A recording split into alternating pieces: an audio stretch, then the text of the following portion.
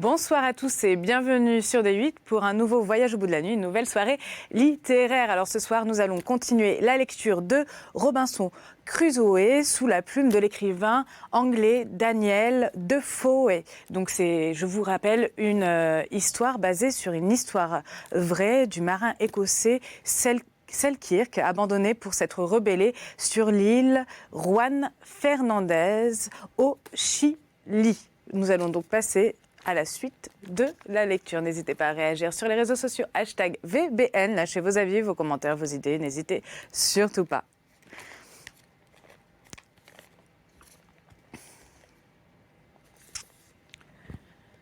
J'appris aussi en particulier de cette épreuve que c'était la chose la plus pernicieuse à la santé que de sortir dans la saison pluvieuse, surtout si la pluie était accompagnée de tempêtes et d'ouragans. Or, comme les pluies qui tombaient dans la saison sèche étaient toujours accompagnées de violents orages, je reconnus qu'elles étaient beaucoup plus dangereuses que celles de septembre et d'octobre. Il y avait près de 10 mois que j'étais dans cette île infortunée. Toute possibilité d'en sortir semblait m'être ôtée à toujours. Et je croyais fermement que jamais créature humaine n'avait mis le pied en ce lieu, mon habitation étant alors, à mon gré, parfaitement mise à couvert. J'avais un grand désir d'entreprendre une exploration plus complète de l'île et de voir si je ne découvrirais point quelques productions que je ne connaissais point encore. Ce fut le 15 que je commençai à faire cette visite exacte de mon île. J'allais d'abord à la crique, dont j'ai déjà parlé, et où j'avais abordé avec mes radeaux. Quand j'eus fait environ 2000 en la côtoyant, je trouvais que le flot de la marée ne remontait pas plus haut et que ce n'était plus qu'un petit ruisseau d'eau courante, très douce et très bonne. Comme c'était dans la saison sèche, il n'y avait presque point d'eau dans certains endroits, ou au moins point assez pour que le courant fût sensible. Sur les bords de ce ruisseau, je trouvais plusieurs belles savanes ou prairies unies, douces et couvertes de verdure. Dans leur partie élevée, proche des hautes terres qui, selon toute apparence, ne devaient jamais être inondées, je découvris une grande quantité de tabac vert, qui jetait de grandes et fortes tiges. Il y avait là diverses autres plantes que je ne connaissais point, et qui peut-être avaient des vertus que je ne pouvais imaginer. Je me mis à chercher le manioc, dont la racine, ou cassave, sert à faire du pain aux Indiens de tout ce climat. Il me fut impossible d'en découvrir. Je vis d'énormes plantes d'aloe, mais je n'en connaissais pas encore les propriétés. Je vis aussi quelques cannes à sucre sauvages et faute de culture imparfaite. Je me contentai de ces découvertes pour cette fois, et je m'en revins en réfléchissant aux moyens par lesquels je pourrais m'instruire de la vertu et de la bonté des plantes et des fruits que je découvrirais. Mais je n'en vins à aucune conclusion, car j'avais si peu observé pendant mon séjour au Brésil que je connaissais peu les plantes des champs, ou du moins le peu de connaissances que j'en avais acquis ne pouvait alors me servir de rien dans ma détresse. Le lendemain, le 16, je repris le même chemin, et après m'être avancé un peu plus que je n'avais fait la veille, je vis que le ruisseau et les savanes ne s'étendaient pas au-delà, et que la campagne commençait à être plus boisée. Là, je trouvais différents fruits, particulièrement des melons, en abondance sur le sol, et des raisins sur les arbres, où les vignes s'étaient entrelacées. Les grappes étaient juste dans leur primeur, bien fournies et bien mûres. C'était là une surprenante découverte. J'en fus excessivement content, mais je savais par expérience qu'il ne fallait user que modérément de ces fruits. Je me ressouvenais d'avoir vu mourir, tandis que j'étais en Barbarie, plusieurs de nos Anglais qui s'y trouvaient esclaves pour avoir gagné la fièvre et des ténesmes en mangeant des raisins avec excès. Je trouvais cependant moyen d'en faire un excellent usage, en les faisant sécher et passer au soleil comme des raisins de garde. Je pensais que de cette manière, ce serait un manger aussi sain qu'agréable pour la saison, où je n'en pourrais avoir de frais. Mon espérance ne fut point trompée. Je passai là toute l'après-midi et je ne retournai point à mon habitation. Ce fut la première fois que je puis dire avoir couché hors de chez moi. À la nuit, j'eus recours à ma première ressource. Je montai sur un arbre où je dormis parfaitement. Le lendemain au matin, poursuivant mon exploration, je fis près,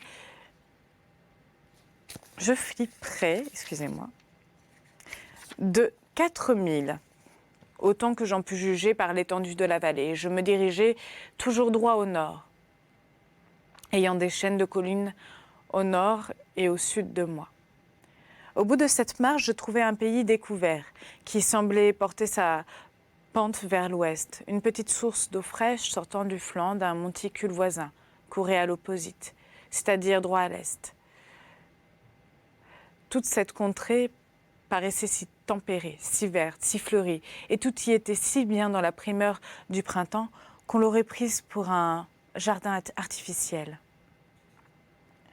Je descendis un peu sur le coteau de cette délicieuse vallée, la contemplant et songeant avec une sorte de plaisir secret, quoique mêlé de pensées affligeantes, que tout cela était mon bien et que j'étais roi et seigneur absolu de cette terre, que j'y avais droit de possession et que je pouvais la transmettre comme si je l'avais eue en héritage. Aussi incontestablement qu'un lord d'Angleterre son manoir. J'y vis une grande quantité de cacaoyers, d'orangers, de limoniers, de citronniers, tous sauvages, portant peu de fruits, du moins dans cette saison. Cependant, les cédrats verts que je cueillis étaient non seulement fort agréables à manger, mais très sains, et dans la suite, j'en mêlai le jus avec de l'eau, ce qui la rendait salubre, très froide et très rafraîchissante. Je trouvais alors que j'avais une assez belle besogne pour cueillir ces fruits et les transporter chez moi, car j'avais résolu de faire une provision de raisins, de cédras et de limone pour la saison pluvieuse que je savais approcher. À cet effet, je fis d'abord un grand monceau de raisins, puis un moindre, puis un gros tas de citrons et de limone. Et prenant avec moi un peu de l'un et de l'autre, je me mis en route pour ma demeure, bien résolu de revenir avec un sac ou n'importe ce que je pourrais fabriquer pour transporter le reste à la maison. Après avoir employé 3 jours à ce voyage, je rentrai donc chez moi. Désormais, c'est ainsi que j'appellerai ma tente et ma grotte. Mais avant que j'y fusse arrivé, mes raisins étaient perdus. Leur poids et leur jus abondant les avaient affaissés et broyés, de sorte qu'ils ne valaient rien ou peu de choses. Quant aux cédrats, ils étaient en bon état, mais j'en avais pris qu'un très petit nombre. Le jour suivant, qui était le 19, ayant fait 2 sacs, je retournai chercher ma récolte. Mais en arrivant à mon amas de raisins qui était si beau et si alléchant, quand je les avais cueillis, je fus surpris de les voir tous éparpillés, foulés, traînés çà et là et dévorés en grande partie. J'en conclus qu'il y avait dans le voisinage quelques créatures sauvages qui avaient fait ce dégât. Mais quelle créature était-ce? Je l'ignorais. Quoi qu'il en soit, voyant que je ne pouvais ni les laisser là en monceau, ni les emporter dans un sac, parce que d'une façon, ils seraient dévorés, et que de l'autre, ils seraient écrasés par leur propre poids, je recours à un autre moyen.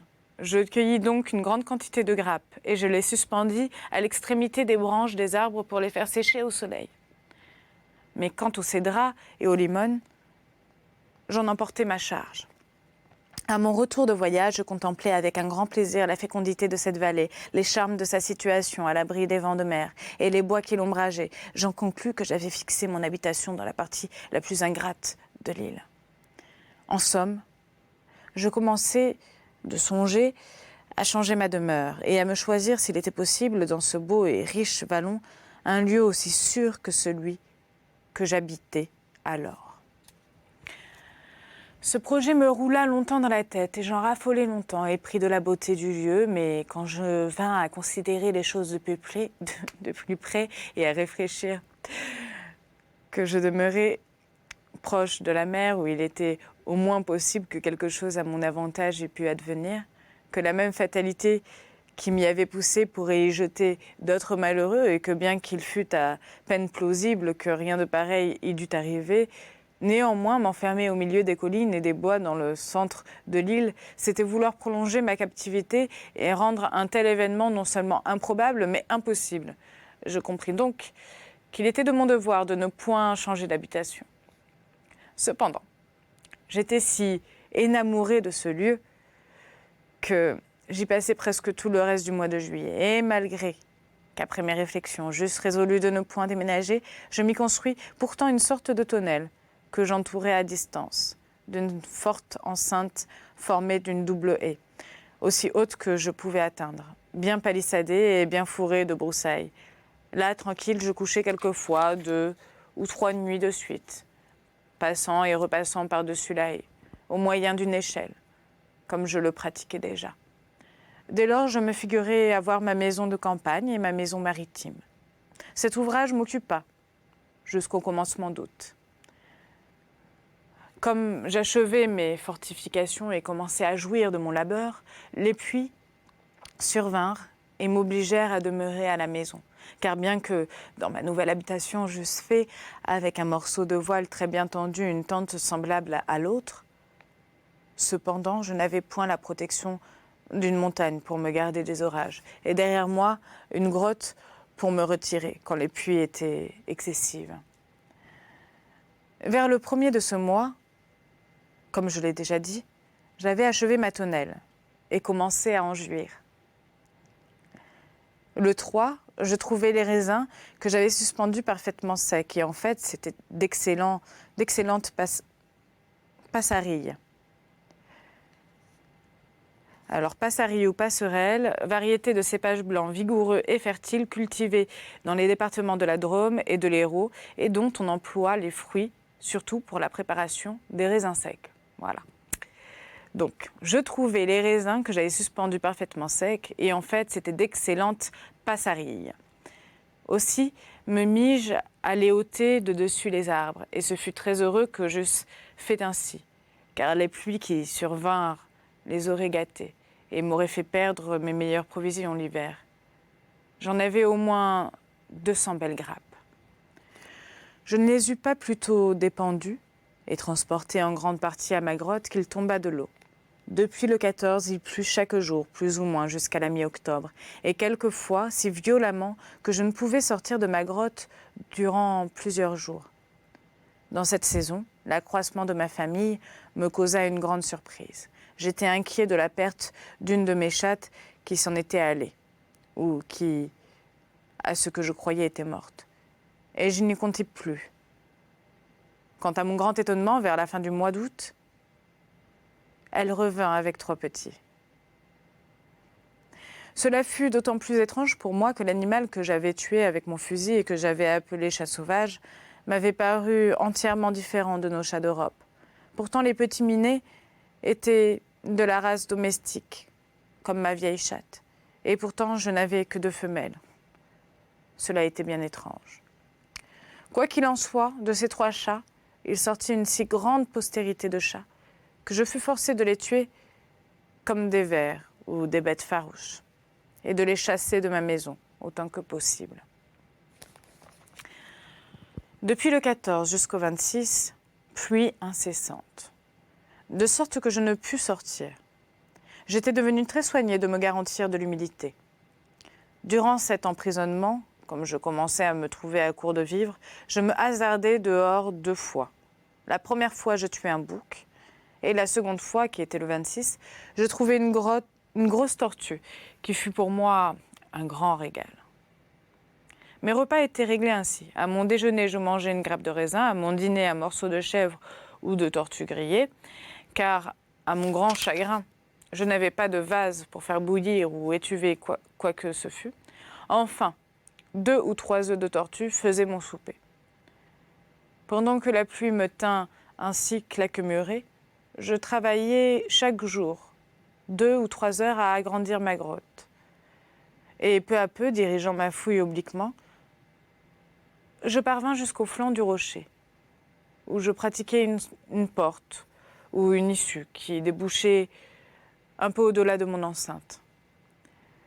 Par ce chemin, je pouvais entrer et sortir. Toutefois, je n'étais pas très aise de me voir ainsi à découvert.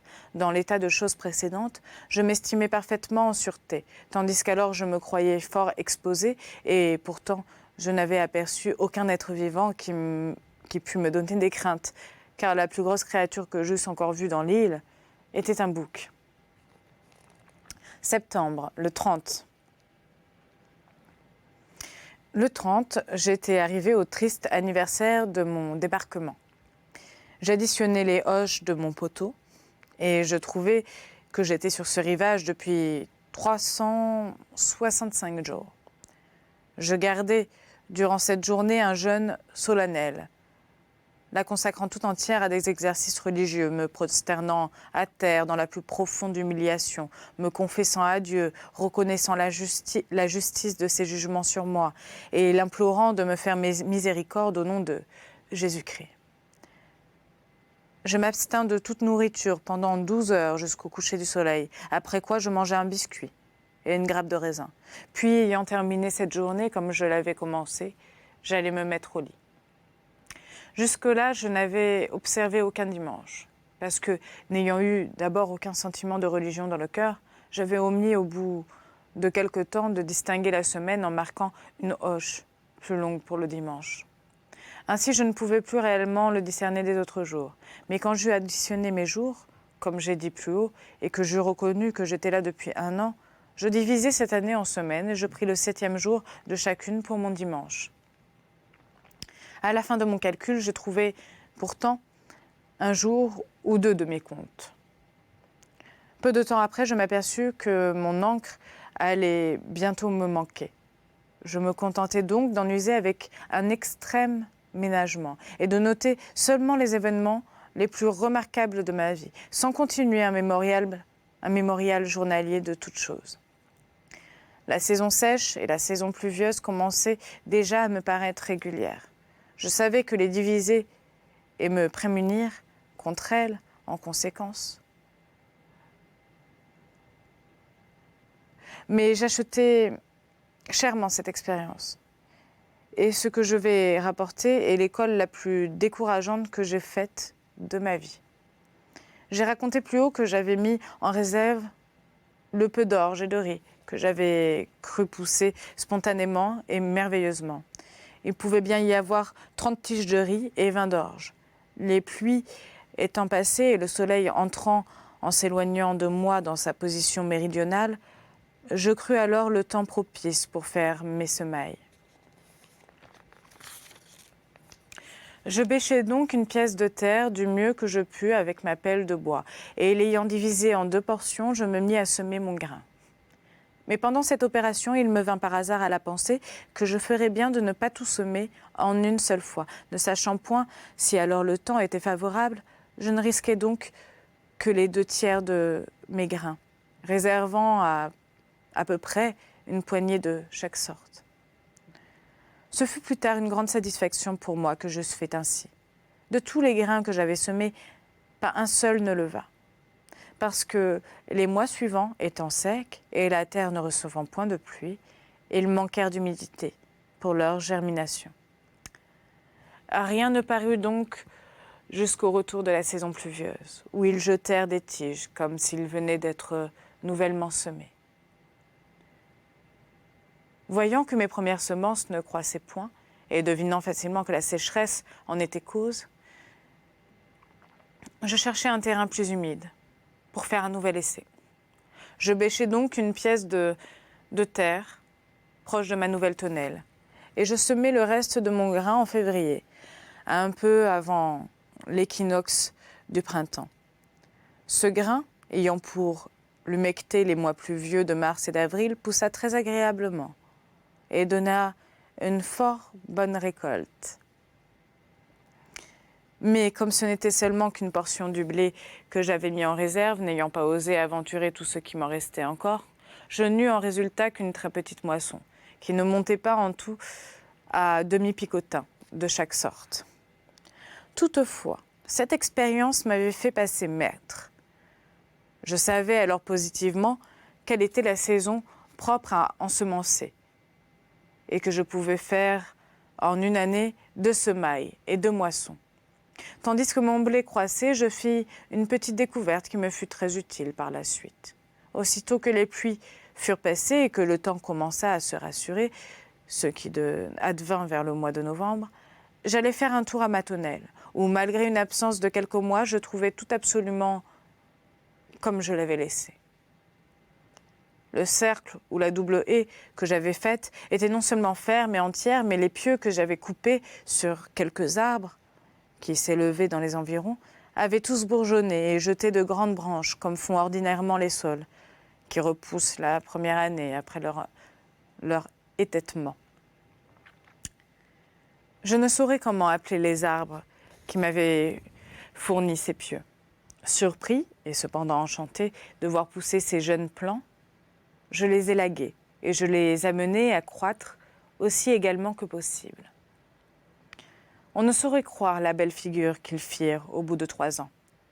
Ma haie formait un cercle d'environ 35 verges de diamètre. Cependant, ces arbres, car alors je pouvais les appeler ainsi, la couvrirent bientôt entièrement et formèrent une salle d'ombrage assez touffue et assez épaisse pour loger dessous durant toute la saison sèche.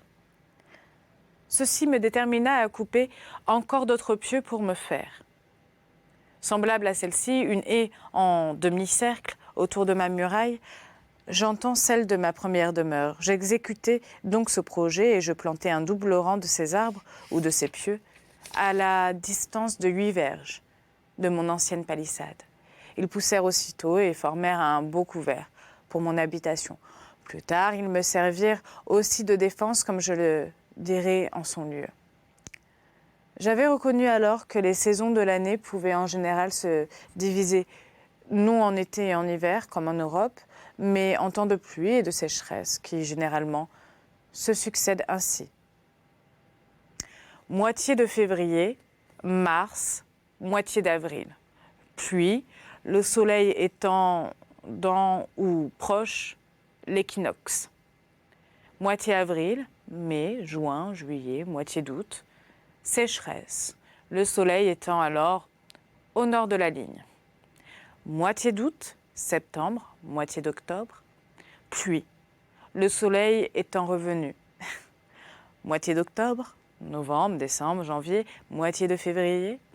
Sécheresse, le soleil étant au sud de la ligne. La saison pluvieuse durait plus ou moins longtemps selon les vents qui venaient à souffler. Mais c'était une observation générale que j'avais faite. Comme j'avais appris à mes dépens combien il était dangereux de se trouver dehors par les pluies, j'avais le soin de faire mes provisions à l'avance pour n'être point obligée de sortir et je restais à la maison autant que possible durant les mois pluvieux. Pendant ce temps, je ne manquais pas de travaux, même très convenables à cette situation, car j'avais grand besoin de bien des choses dont je ne pouvais me fournir que par un rude labeur et une constante application. Par exemple, j'essayais de plusieurs manières à me tresser un panier. Mais les baguettes que je me procurais pour cela étaient si cassantes que je n'en pouvais rien faire. Ce fut alors d'un très grand avantage pour moi que tout enfant, je me fusse plus à m'arrêter chez un vannier de la ville où mon père résidait et à le regarder faire ses ouvrages d'osier. Officieux, comme le sont ordinairement les petits garçons, et grand observateur de sa manière d'exécuter ses ouvrages, quelquefois je lui prêtais la main. J'avais donc acquis, par ce moyen, une connaissance parfaite des procédés du métier. Il ne me manquait que des matériaux. Je réfléchis, enfin, que les rameaux de l'arbre sur lequel j'avais coupé mes pieux, qui avaient drageonné, donc drageonner, c'est faire des repousses à la base de la tige, pourrait bien être aussi flexible que le sol, le marceau et l'osier d'Angleterre. Et je résolus de m'en assurer. Conséquemment, le lendemain, j'allais à ma maison de campagne, comme je l'appelais. Et ayant coupé quelques petites branches, je les trouvais aussi convenables que je pouvais le désirer. Muni d'une hache, je revins dans les jours suivants pour en abattre une bonne quantité que je trouvais sans peine, car il y en avait là en grande abondance. Je les mis en dedans de mon enceinte ou de mes haies pour les faire sécher. Et dès qu'elles furent propres à être employées, je les portais dans ma grotte, où durant la saison suivante, je m'occupais à fabriquer. Aussi bien qu'il m'était possible. Un grand nombre de corbeilles pour porter de la terre ou pour transporter ou conserver divers objets dont j'avais besoin. Quoique je ne les eusse pas faites très élégamment, elles me furent pourtant suffisamment utiles aussi. Depuis lors, j'eus l'intention de ne jamais m'en laisser manquer. Et à mesure que ma vannerie dépérissait, j'en refaisais de nouvelles. Je fabriquais sur